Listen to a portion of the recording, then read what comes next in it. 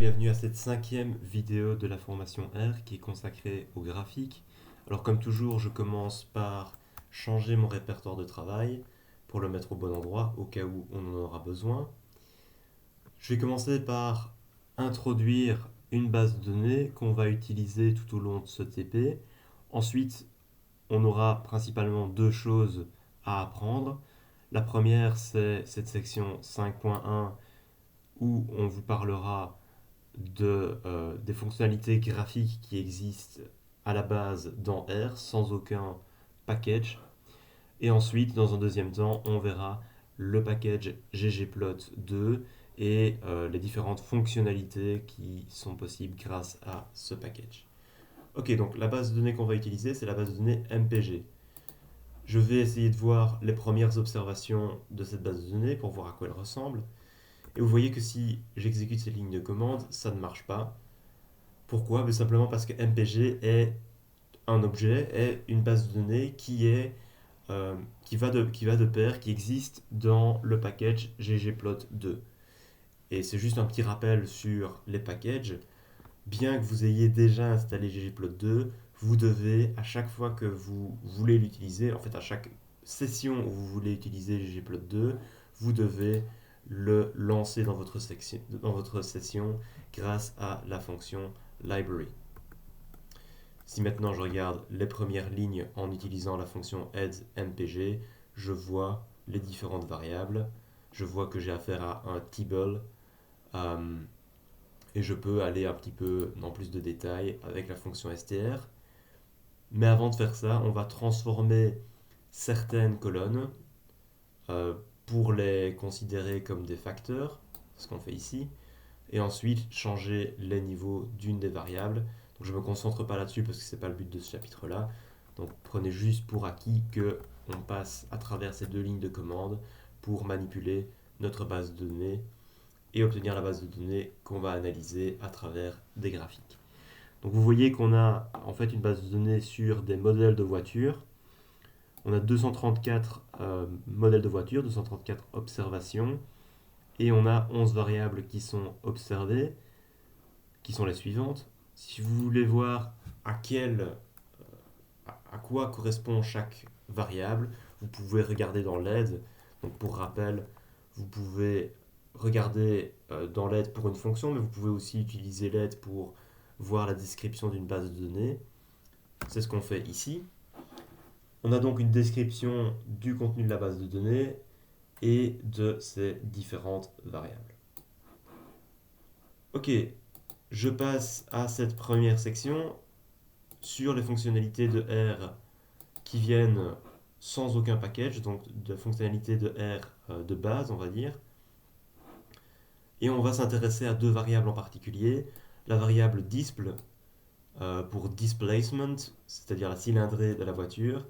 Et on va s'intéresser à la variable HWY, qui est une sorte de variable qui mesure la capacité de votre véhicule, dans le sens où c'est la distance que vous pouvez parcourir avec une certaine quantité de carburant.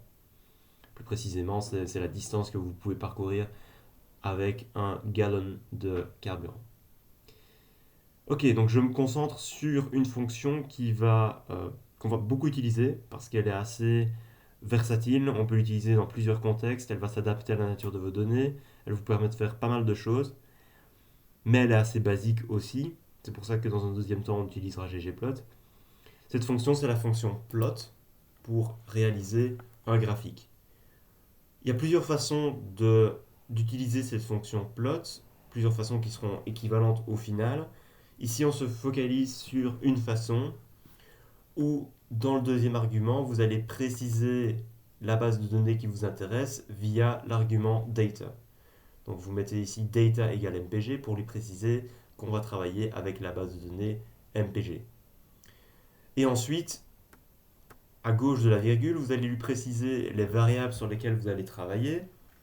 Et puisqu'on a quelque part attaché la base de données mpg, je ne dois plus préciser à chaque fois que la variable disp, par exemple, existe dans la base de données data. Donc je ne dois pas faire data $disple ou bien quelque chose du style data crochet disple. Donc ce genre de choses que j'aurais dû faire dans le sens où l'objet disple n'existe pas en soi, je ne dois pas le faire parce que j'attache ma base de données grâce à l'argument data. C'est exactement la même chose que lorsque vous utilisez la fonction subset ou bien la fonction transform par exemple. Donc à gauche de cette virgule, comme je l'ai dit, vous précisez les variables sur lesquelles vous allez travailler. Et vous voyez qu'il y a une construction un peu particulière dans le sens où vous avez cette vague, vous avez ce tilde qui intervient. L'idée elle est très simple, vous pouvez vraiment lire ça comme vous allez faire un graphique de la variable qui est à gauche du tilde en fonction de la variable qui est à droite du tilde. Donc le tilde, la vague, représente le en fonction de. Donc à gauche du tilde, vous aurez votre axe vertical, à droite du tilde, vous aurez votre axe horizontal, pour le dire autrement. Alors ici, évidemment, on n'a pas de variable à gauche de la vague. Ça veut dire quoi? Ça veut dire qu'on va tout simplement pas avoir d'axe vertical, on va seulement avoir un axe horizontal. Donc si j'exécute cette ligne de commande, qu'est-ce qu'il me donne? En fait, il me donne un graphique où j'ai seulement un axe horizontal qui correspond aux différentes cylindrées possibles de mes modèles de voitures. Et vous avez un point pour chaque valeur qui apparaît dans votre échantillon. Bon, évidemment, ce n'est pas un graphe qui est très informatif, ce n'est pas un graphe qui est très bien fait non plus, dans le sens où, en réalité, on a quand même 234 observations. Et par exemple, ce point-là, on n'a aucune idée de savoir si c'est une seule observation, en fait, qui se trouve à cette valeur de 7, ou bien s'il y en a plein qui se trouvent à cette valeur de 7. Par exemple, ici, si ça se trouve, on a 50 véhicules qui ont cette valeur qui est entre 5 et 6. Ou bien on en a 2, ou bien on en a 5. Donc on n'a aucune idée de combien de modèles de voitures, de combien d'observations se trouvent à chacune de ces valeurs-là. Donc on va voir au fur et à mesure comment améliorer nos graphiques, comment les rendre plus lisibles et comment les rendre tout simplement plus informatifs. Mais ça sera dans un deuxième temps. Donc, une autre possibilité, c'est d'avoir le 1 soit à gauche de votre tilde, soit à droite de votre tilde. Lorsque vous mettez le 1, R l'interprète comme euh, l'indice de l'observation. Donc ici, ça veut dire quoi? Ça veut dire que l'axe horizontal, ça sera tout simplement le numéro de votre observation. Donc lorsque j'exécute cette ligne de commande, qu'est-ce qu'il me donne? Il me donne la valeur de displacement, donc la cylindrée de ma voiture, en fonction de l'indice de l'observation. Et là, vous voyez bien, en parenthèse, que il y a certaines cylindrées qui reviennent, enfin, pour plusieurs observations, donc pour le dire de façon plus claire, certaines observations partagent la même valeur de la variable displacement. On le voit très bien ici, cette valeur de displacement revient pour pas mal d'observations. On le voit ici, on le voit ici. Ok. Ce graphique, vous pouvez le faire d'autres façons. Comme je l'ai dit, la fonction plot, vous pouvez l'utiliser de plusieurs façons. Donc on se focalise ici sur la construction avec la vague, mais vous pourriez tout simplement indiquer ceci. Donc vous voyez que dans la fonction plot, je lui ai précisé explicitement que l'axe des x est tout simplement mpg $disple.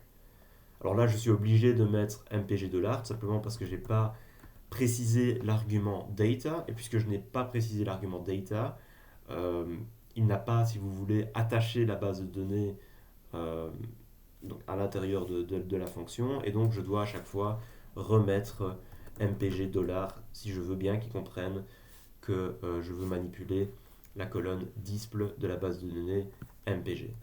Donc comme je l'ai dit, ça donnera évidemment exactement le même graphique. Ok, donc bien souvent, ce qu'on va vouloir faire, c'est aussi des graphes en deux dimensions. Donc on introduit ici une deuxième variable, qui est la variable hwy. Donc ce qu'on veut faire, c'est un graphique où on voit la distance relative, hwy, en fonction de la cylindrée de la voiture. Et donc si vous avez compris le raisonnement, eh bien vous comprendrez aisément le contenu de cette ligne de commande. L'idée c'est quoi? C'est que j'ai un graphique de hwy en fonction de disple. Et encore une fois, évidemment, je lui précise la base de données sur laquelle je travaille.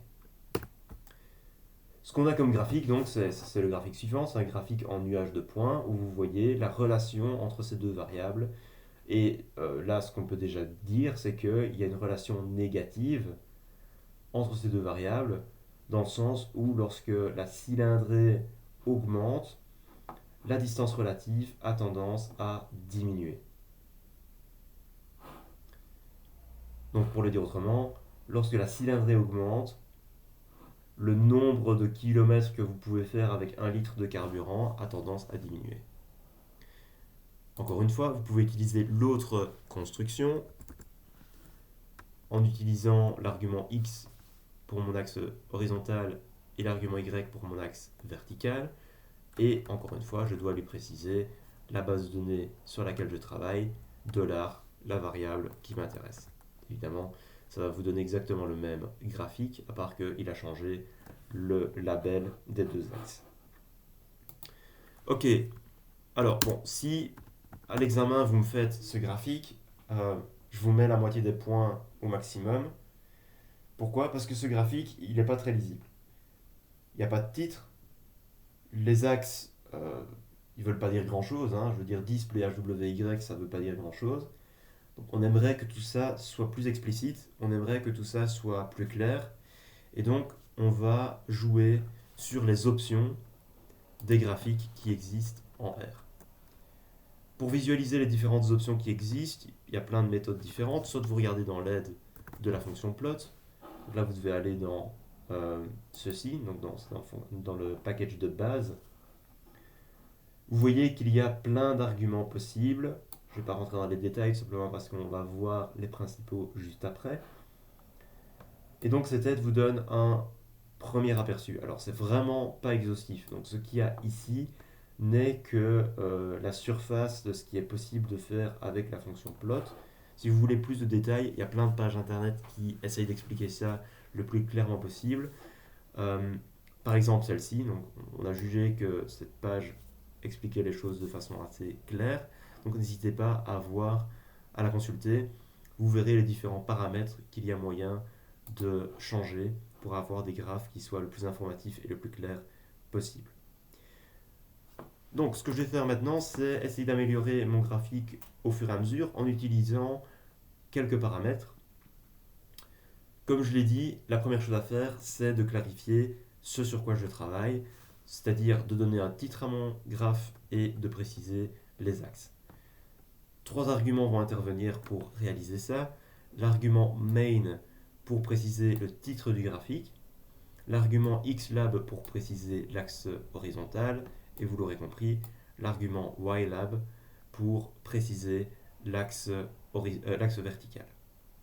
Alors, quand je fais un graphique, j'ai tendance à vraiment passer le plus possible à la ligne. Donc, cette ligne de commande va fonctionner sans aucun problème. Hein. Pas oublier la virgule ici, sinon il va croire que la ligne s'arrête là où je suis avec mon curseur. Mais en mettant la virgule, il va bien comprendre qu'il doit aller à la ligne suivante, regarder la suite, etc. etc. Jusqu'à la fin de la ligne de commande, évidemment. Ok, donc si j'exécute ceci, vous voyez qu'il a effectivement changé l'axe horizontal et vertical. J'aurais pu être encore plus précis et mettre en parenthèse les unités de mesure, ça aurait été encore mieux. Et vous avez un titre pour votre graphique. Alors il y a moyen de changer plein de trucs, hein. Il y a moyen de changer la taille des axes, etc. Mais ça devient du chipotage. Et on ne vous demande clairement pas d'aller dans ce genre de détails le jour de l'examen par exemple. Donc tout ce qu'il y a, c'est que votre graphique doit être clair. Il doit être informatif, il doit être clair. Donc là, il est clairement déjà plus que ce qu'il était avant. Ok, maintenant je vais changer l'argument type. L'argument type, c'est un argument qui me précise le type de graphique que j'effectue, dans le sens, est-ce que c'est des points que je vais avoir ici, ou bien est-ce que c'est des lignes, ou bien est-ce que je mets les deux, etc. etc. Vous pouvez voir dans l'aide, il y a plein de possibilités. Hein. Si on va voir, vous voyez qu'il y a toutes ces possibilités-là pour l'argument type. Ok, donc ici on va faire un graphique on veut des lignes. On veut des lignes à la place des points. Et donc je vais changer l'argument type et je vais mettre L. L pour lines. Si j'exécute ceci, vous voyez qu'il fait n'importe quoi. Donc on a clairement un problème dans le graphique là. C'est pas du tout ce qu'on voulait. Pourquoi? Ben, tout simplement parce que, et là c'est un inconvénient en fait de la fonction plot si vous voulez, il faut ordonner d'abord mes deux colonnes en fonction de la colonne qui va correspondre à l'axe vertical. Non, pardon, par rapport à l'axe horizontal, évidemment. Euh, donc je répète, vous devez ordonner, c'est pour ça que j'utilise la fonction order, ici, vous devez ordonner vos deux colonnes, c'est pour ça que je le fais pour les deux, en fonction de l'axe horizontal. C'est ce que je fais à travers cette ligne de commande et vous voyez là qu'il a fait le graphe que je voulais. Donc c'est comme s'il avait remplacé les points par des segments de droite qu'il avait. C'est comme s'il avait relié les points par des segments de droite et qu'il avait effacé les points par la suite. D'ailleurs, il y a l'argument type égale B qui vous permet de mettre les deux et là vous voyez vraiment bien ce qu'il a fait. Il a, comme je l'ai dit, joint les points par des segments de droite. Ok. Euh, donc juste une reprécision là-dessus, je le répète encore une fois. Si je ne précise pas correctement l'ordre, comme je l'ai fait ici, la fonction plot fait n'importe quoi lorsque je lui demande de faire un graphe où les points sont reliés par des lignes, par des segments de droite, pour le dire plus précisément. Et pour régler ce problème-là, je dois ordonner en fonction de l'axe horizontal. Et pour ordonner en fonction de l'axe horizontal, j'utilise la fonction order à l'intérieur des crochets, puisque je vais vouloir réordonner mes, euh, mes vecteurs, mes colonnes. Et donc, pour ce faire, je dois utiliser l'indexation. Ok. Alors, un autre argument qui peut être utile, c'est l'argument qui vous permet de changer la couleur de votre graphique. Ce qui est fait ici, on a tout simplement changé la couleur ici en bleu. Comment vous faites? Et bien tout simplement avec l'argument call qui vous permet de changer donc la couleur et là vous pouvez mettre directement le nom de la couleur, blue, red, orange. Vous pouvez mettre aussi des numéros, il y a des numéros qui sont prédéfinis. Couleur 1 c'est en noir, 2 c'est en rouge, etc. etc. Donc ça c'est un argument assez simple. Donc voilà, ça c'est les trois arguments que je voulais vous montrer. D'autres arguments peuvent être utiles. Vous pouvez aller voir l'argument par exemple x lim et y lim. Ça c'est des arguments qui vont vous permettre de changer les limites de vos axes. Changer la limite de l'axe vertical et changer la limite de l'axe horizontal. Donc je vais montrer ça en live. Je vais le faire juste pour l'axe horizontal parce que ça va être évidemment exactement la même chose pour l'axe vertical. Donc ici, je vais lui dire que mon graphe, il doit commencer à 3 et il doit se terminer à 6. Et donc vous voyez qu'il a concentré le graphique de 3 à 6. Ok, donc ça c'était juste pour l'ajout.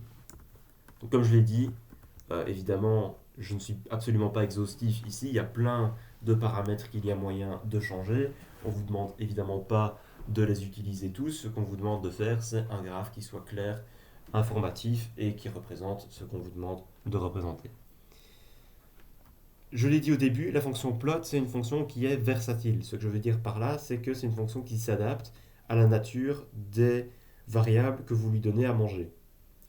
Donc vous voyez que ici, si je lui donne, et c'est l'exemple que j'ai utilisé depuis maintenant quelques minutes, si je lui donne deux variables numériques, il me sort un nuage de points, un scatter plot en anglais. Si maintenant je change, vous voyez que l'axe horizontal maintenant ça va être une variable de type factor, qu'est-ce qui va se passer? Eh bien il va réaliser des box plots. Donc qu'est-ce qu'il me donne ici comme graphique? Il me donne un box plot pour chacune des catégories de ma variable drv. Donc drv, si on veut aller voir à quoi ça ressemble, on peut faire summary de mpg $drv. Vous verrez que vous avez une variable factorielle avec trois catégories, 4, F et R. Et donc, qu'est-ce qui va se passer lorsque j'exécuterai cette ligne de commande? Eh bien, il me fait trois box plots, un pour chaque catégorie de DRV Et ce sont des boxplots qui correspondent évidemment aux valeurs de HWY. Donc pour le dire de façon euh, plus claire, pour le dire de façon moins formelle, ce graphe vous permet de visualiser la distribution de HWY pour chacune des catégories de DRV. Donc en distinguant chacune des différentes catégories de DRV. Et donc qu'est-ce qu'on peut voir grâce à ce graphique? Et j'empiète quelque part sur le TP d'analyse descriptive. Qu'est-ce qu'on peut dire grâce à ce graphique? On peut dire par exemple que la distance relative, donc HWY, a tendance à être clairement supérieure lorsque DRV est égal à F, puisque on voit que le boxplot est nettement au-dessus des autres boxplots, on voit que la médiane est nettement au-dessus des autres médianes, et donc ça nous dit que la distribution de HWY a tendance à être concentrée vers des valeurs plus élevées lorsque DRV est égal à F, plutôt que lorsque DRV est égal à R ou à 4. Ok, autre scénario, on donne uniquement à manger une variable factorielle, donc pas d'axe des Y ici précisé ici. Donc qu'est-ce qu'il va le faire ici lorsque je lui demande de faire ce graphique? Il va me faire tout simplement un diagramme en barre. Un diagramme en barre, c'est quoi? C'est lorsque j'ai une variable factorielle, j'aimerais savoir le nombre d'effectifs que j'observe dans chacune des catégories. Et ça, c'est ce qui m'est donné en fait avec la fonction summary. Donc lorsque j'utilise la fonction summary, je vois le nombre d'observations dans chacune des catégories d'intérêt, et c'est exactement ce qui est représenté dans ce graphique. Vous voyez que l'axe des Y maintenant, c'est simplement un nombre d'effectifs, et je vois le nombre d'effectifs pour chacune de mes catégories. Maintenant, lorsque je lui donne à nouveau une variable factorielle et une variable numérique, mais cette fois-ci dans l'autre sens, c'est-à-dire que c'est la variable numérique qui se trouve sur l'axe des... non, pardon, c'est deux variables factorielles, je dis des bêtises. On a deux variables factorielles, d'ailleurs, on va le vérifier pour être sûr en utilisant la fonction str. Lorsqu'on fait strmpg de drv, vous voyez que c'est bien une variable factorielle. Et pareil pour sil. Ok, c'est donc bien deux variables factorielles, désolé. Dans ce cas, je vais avoir un diagramme en barre à nouveau, mais qui va croiser les catégories des deux variables. Ce que je veux dire par là, c'est que on va regarder le nombre d'observations qui tombent dans à la fois la catégorie DRV égale 4 et dans la catégorie sil égale les différentes catégories, c'est-à-dire 4, 5, 6 et 8. Bon, c'est un graphique qui n'est pas très lisible. Honnêtement, il n'est pas très bien fait. Il faut vraiment faire attention au niveau de la lecture. Première chose à mentionner, c'est qu'on a bien trois catégories évidemment sur l'axe horizontal, ça c'est relativement clair, mais on a bien quatre catégories sur l'axe vertical, 8, 6, 5 et 4. Alors on voit qu'on a quatre couleurs qui correspondent. On a une couleur qui correspond à 4, 5, 6 et 8. Donc le plus foncé c'est 8, et puis évidemment le plus clair c'est 4. Et donc ici on a trois couleurs tout simplement parce qu'il y a une catégorie qui est vide. Si je ne me trompe pas, c'est la deuxième catégorie ou la première. J'arrive même pas à distinguer au niveau des couleurs, je suis pas sûr. Non, c'est la deuxième. La deuxième catégorie de sil, c'est-à-dire sil égale 5, n'est pas représentée dans la catégorie DRV égale 4. Donc pour le dire de façon plus claire, aucune observation dans ma base de données n'ont à la fois DRV égale 4 et sil égale 5. C'est la première chose que je voulais dire par rapport à ce graphique. D'ailleurs, vous voyez que j'en profite pour signaler que j'ai zoomé mon graphique en utilisant l'option qui est ici, zoom. Je peux zoomer mon graphique et avoir un meilleur visuel. La dernière chose que je voulais dire par rapport à ce graphique, c'est que l'axe vertical n'est pas un nombre d'effectifs. C'est pas un nombre d'effectifs, parce que si c'était un nombre d'effectifs, techniquement la hauteur de ces trois barres ne serait pas la même. En tout cas, ça serait un gros coup de bol que ça soit la même. Il faudrait que le nombre d'effectifs dans les catégories DRV égale 4, DRV égale F et DRV égale R soient les mêmes. Non, ce qui est représenté sur l'axe vertical, ce sont des fréquences qui commencent à 0 et qui terminent à 1.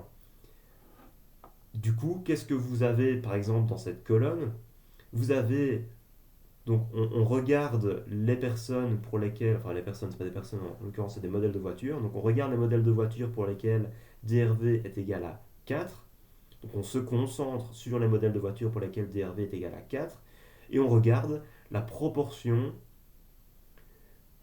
qui ont cils égale 4, la proportion qui ont cils égale 5, la proportion qui ont cils égale 6, et la proportion qui ont 6 égale 8. Évidemment, la somme de ces proportions vaut 1, puisque un modèle de voiture pour lequel DRV est égal à 4 a soit cils égale 4, soit cils égale 5, soit cils égale 6, soit cils égale 8. Donc ces proportions somment sur 1. Et ce que vous avez dans le graphe, c'est la répartition à travers les quatre différentes catégories de ma variable cils. Ok, donc ceci clôture cette section sur le fait que la fonction plot s'adapte à la nature de mes données. Il y a aussi toute une série d'autres graphiques qu'on peut effectuer, soit grâce à la fonction plot, soit grâce à d'autres fonctions qui existent de base dans R. Vous pouvez effectuer par exemple le graphe d'une densité. Alors ici on a deux fonctions qui interviennent pour réaliser ce graphique. On a d'abord la fonction density qui nous permet de construire la densité estimée de ma variable. Donc je lui précise la variable qui m'intéresse, ça doit être une variable numérique. Et lorsque je fais density de ceci, il me construit une fonction de densité estimée. Et je peux réaliser ensuite le graphique directement en appelant la densité de la densité comme ceci. Ok, donc ceci c'est le graphe d'une densité. Et vous voyez qu'il vous précise le nombre d'observations, le paramètre de lissage qui a été utilisé. Je ne rentre pas dans ces détails dans cette vidéo-ci. Vous pouvez également effectuer un histogramme. Alors, l'histogramme, c'est quelque part une version, ce qu'on dit non lissée, de la densité. Pour le dire dans l'autre sens, la densité, c'est une version lissée de votre histogramme. Alors, comme pour les graphiques qu'on a fait en utilisant la fonction plot, le même type d'argument va intervenir. Donc vous pouvez changer par exemple le titre de votre histogramme. On peut mettre avec l'argument main, et donc on pourrait mettre histogramme de la cylindrée par exemple.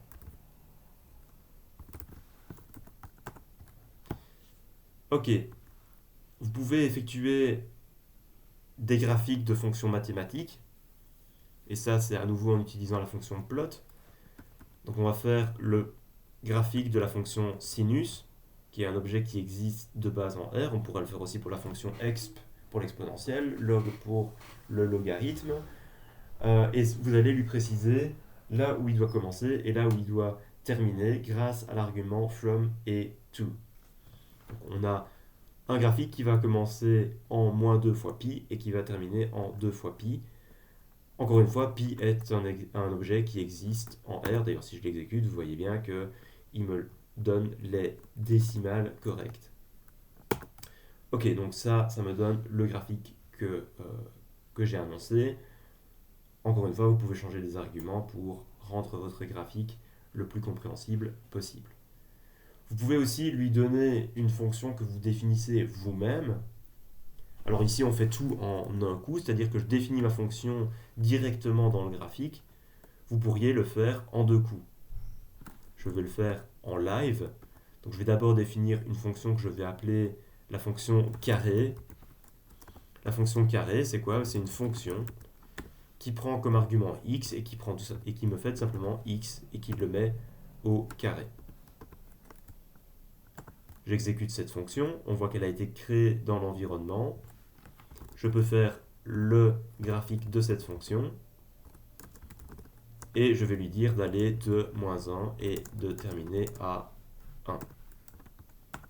Et vous voyez qu'il m'a fait le graphique. Donc c'était juste pour mentionner le fait que vous pouvez définir votre fonction à l'intérieur même de la fonction plot directement, ou vous la définissez à l'avance dans un objet et vous appelez cet objet qui est la fonction en elle-même.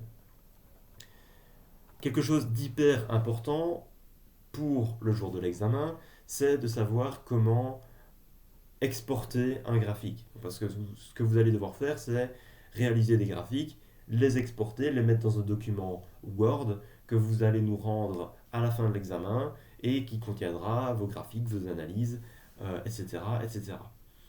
Comment est-ce qu'on fait pour exporter? Alors il y a plusieurs façons de le faire. Il y a, comme toujours, moyen de le faire à travers des lignes de commande, mais je vais vous montrer directement comment le faire à travers cette option ici, Export, à travers cet onglet. Et vous voyez que lorsque je clique sur Export, j'ai trois possibilités. Soit je sauvegarde en tant qu'image, soit en tant que PDF, soit je vais copier cela au clipboard. Ça veut dire quoi? Ça veut dire que vous allez l'avoir, vous pouvez changer les dimensions de votre graphique, soit en maintenant le ratio entre les deux dimensions, soit pas. Et si je copie mon graphique, après, je pourrai le copier-coller dans un document Word. Il est dans votre clipboard, donc vous pouvez faire coller et le coller dans un document Word de votre choix. Ok, donc ceci clôture les fonctionnalités de base via la fonction plot en général, mais aussi via d'autres fonctions comme la fonction ist. Vous voyez que ici on a différentes options supplémentaires dont je n'avais pas parlé. L'option ici qui vous permet simplement de supprimer le graphique actuel.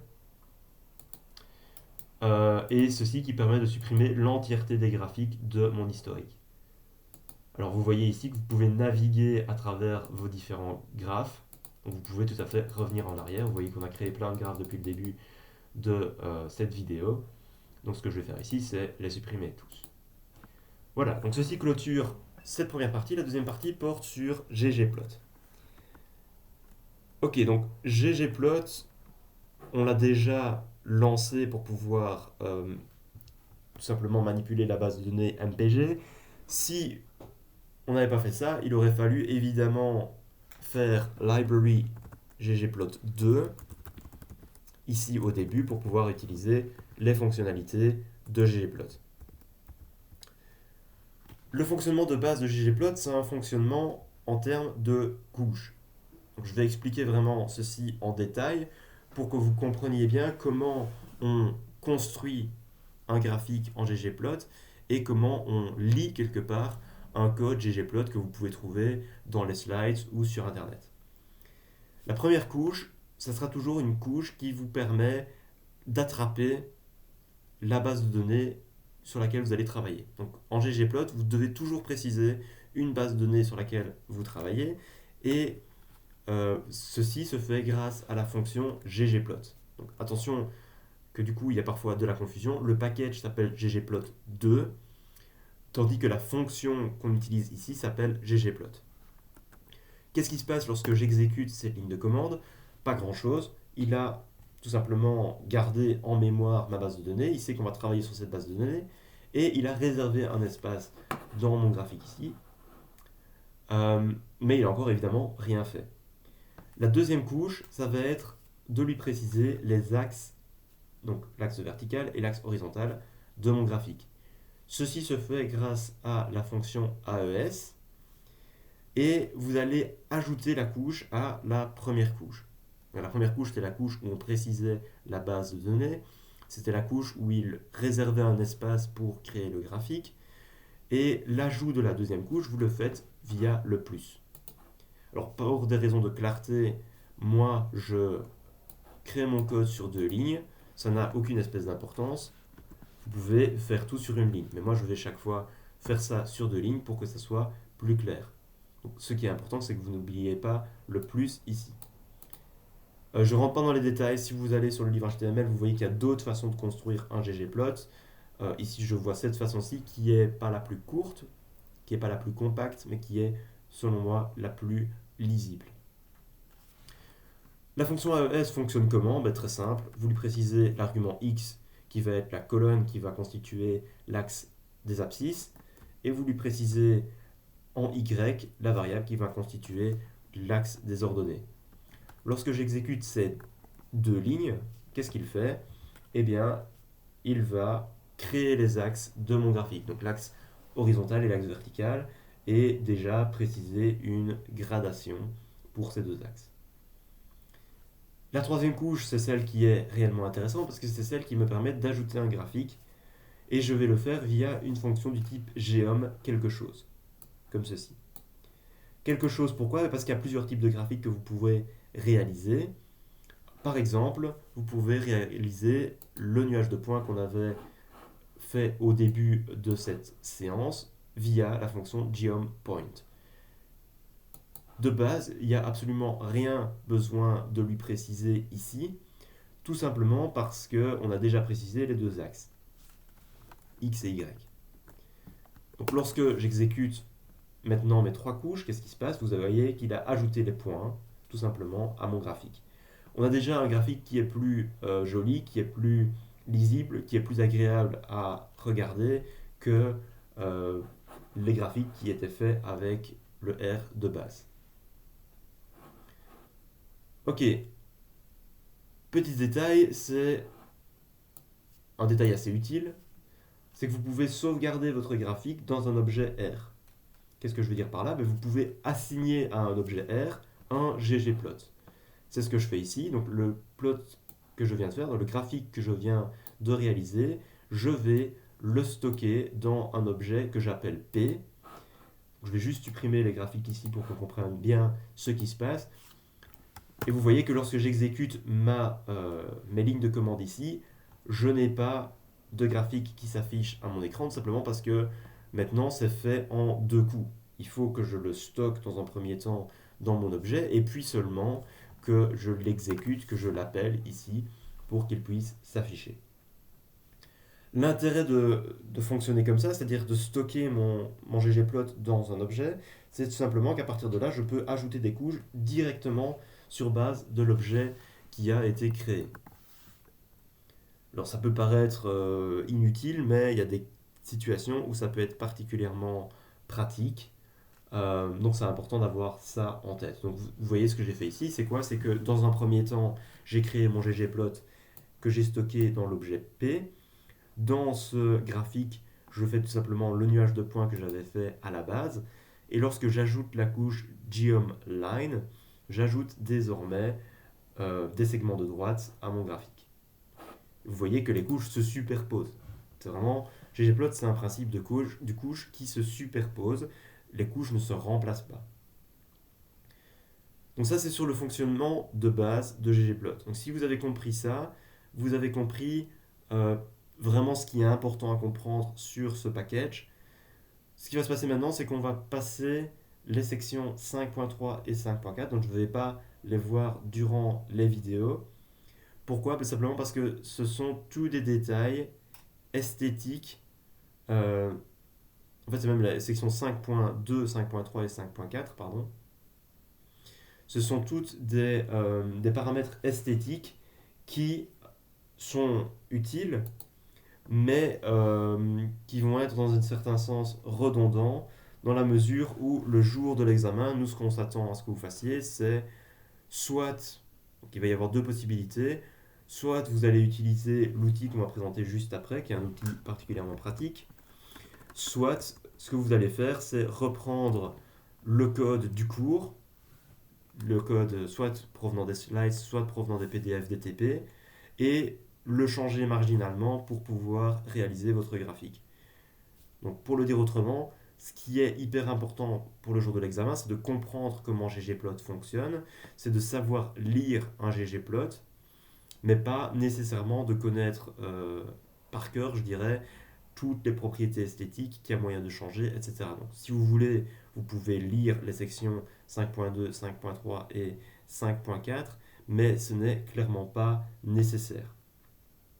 Donc c'est pour ça qu'on passe directement à un outil, un package en plus, en fait, qui s'appelle Esquisse. Donc c'est un package français qui a été créé pour créer plus facilement des ggplot.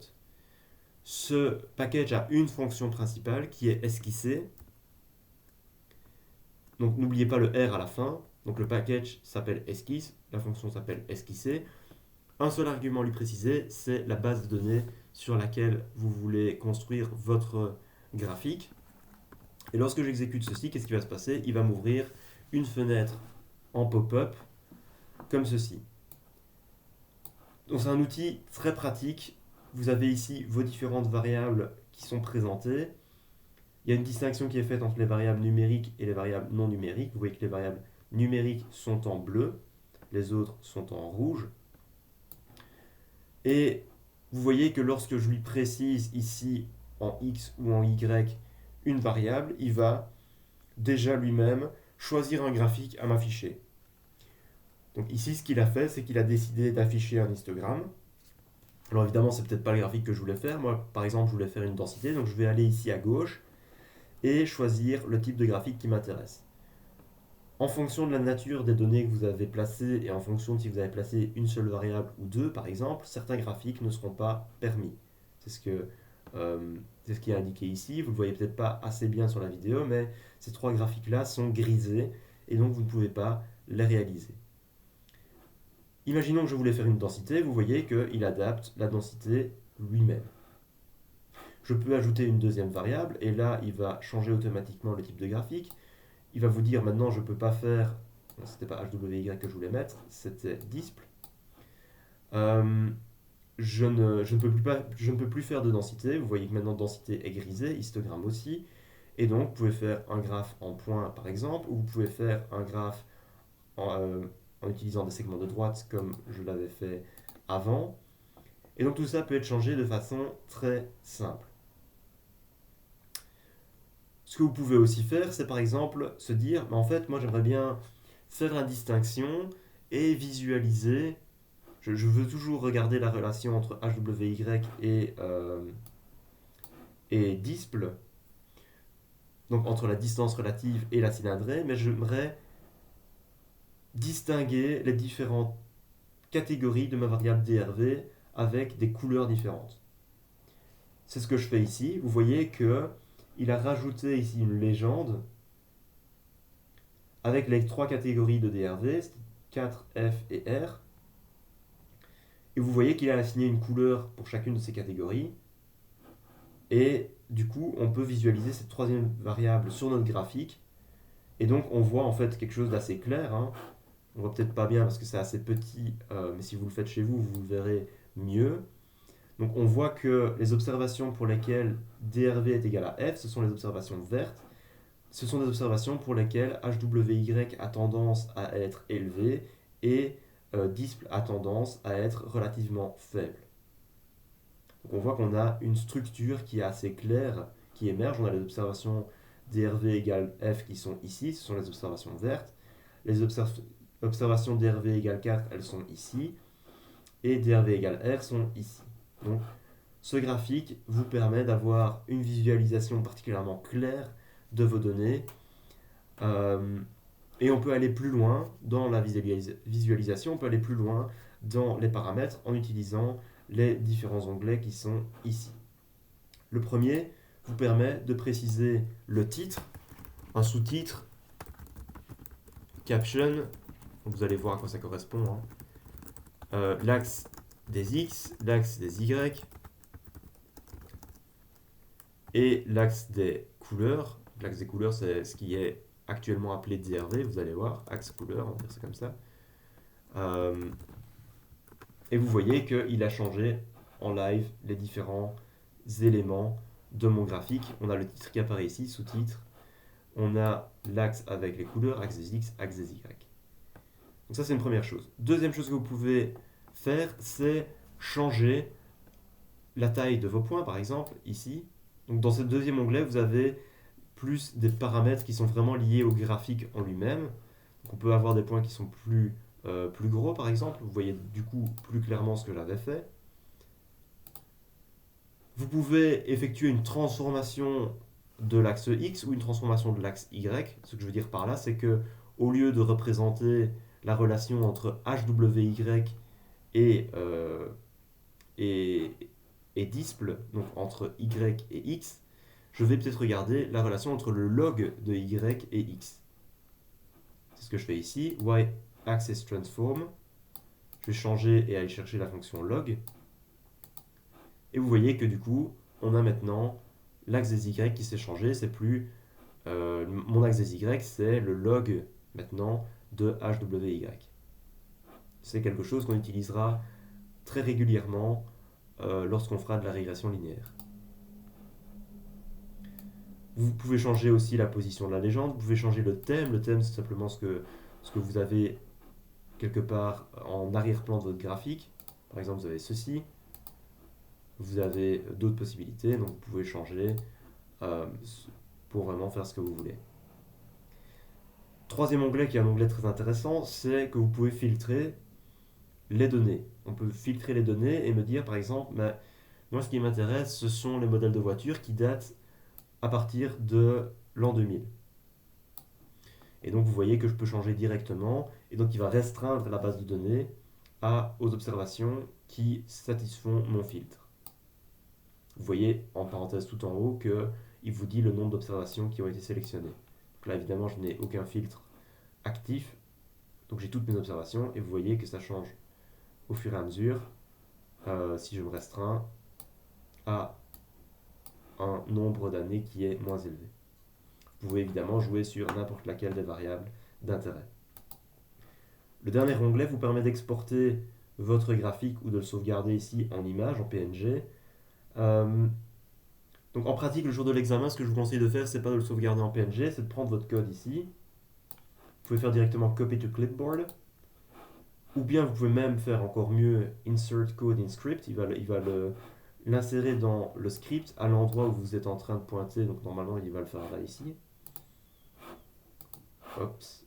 Et là, à partir de ce moment-là, j'ai extrait le code de mon ggplot. Je peux fermer ceci et je peux réexécuter mon ggplot.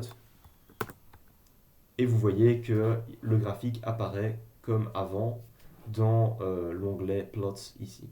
Et donc à partir de ce moment-là, vous pouvez le copier dans le clipboard, vous pouvez le sauvegarder en image, etc., etc. Et vous pouvez aussi, ça c'est assez intéressant, vous pouvez aussi changer le code de votre graphique. Et donc, s'il y a une option que vous n'arrivez pas à faire directement avec Esquisse, vous pouvez faire la plupart avec Esquisse, puis sortir votre code, le mettre dans votre script et changer les options que vous voulez changer. Mais normalement, je veux dire, le jour de l'examen, ce genre de choses, vous ne devrez pas le faire spécialement. Les graphiques qu'on vous demandera de faire, ça sera des manipulations qui devront être possibles à faire, soit, je répète, directement avec Esquisse, soit en reprenant des codes, soit du cours, soit de DTP, et en les changeant marginalement. Donc je répète et je conclus. En R, vous avez principalement deux options pour faire vos graphiques. Soit vous avez les fonctionnalités de base, ce qui se manifeste principalement avec la fonction plot, mais aussi avec d'autres fonctions comme la fonction ist. Ces graphiques sont pratiques, ils sont rapides, ce n'est pas les plus jolis. Vous avez différentes options qui vous permettent de les rendre plus informatifs. Si vous voulez faire des graphiques plus sophistiqués, et par plus sophistiqué, je veux dire qu'ici on a fait la distinction entre, grâce aux couleurs, on a fait la distinction entre les trois catégories de DRV. Ça aurait été plus compliqué de faire ça avec plot, mais en tout cas moins visuel. Peut-être pas plus compliqué, mais moins visuel. Donc pour faire ceci, on a ggplot. Donc graphique de base avec la fonctionnalité de base, graphique plus sophistiqué avec ggplot. Et vous, les ggplot, ce que vous devez faire, c'est savoir donc comprendre comment ça se structure, savoir lire le code d'un ggplot et savoir le construire, soit via Esquisse, soit en modifiant un code que vous avez repêché dans les slides ou dans un PDF d'un TP. Ok, donc ceci clôture ce que je voulais dire sur ce chapitre. N'oubliez pas de regarder les exercices qui se trouvent à la section 5.6 pour vous entraîner.